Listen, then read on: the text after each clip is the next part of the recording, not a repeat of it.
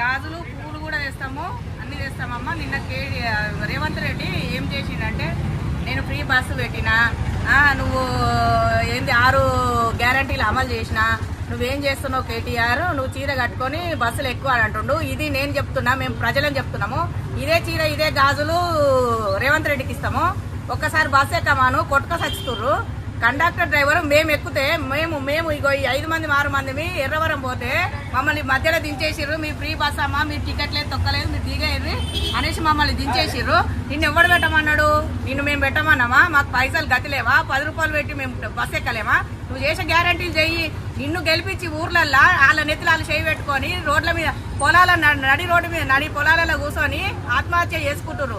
నువ్వేం చేస్తున్నావని నువ్వు ఇవాళ కేటీఆర్ ని చీర కట్టుకోమంటున్నావు? డ్రైవర్ కండక్టర్లు మహిళలంటే మేము టికెట్ తీసుకుంటుంటే మహిళలంటే ఒక విలువ ఇచ్చి మేము ఏడ రోడ్డు మీద నిలబడ్డా మహిళలు కదా అని ఆపిరు. ఇవాళ నువ్వేం చెబుతున్నావో ఒక్క బస్సు చక్కగా బస్సులే ఉంటలేవు.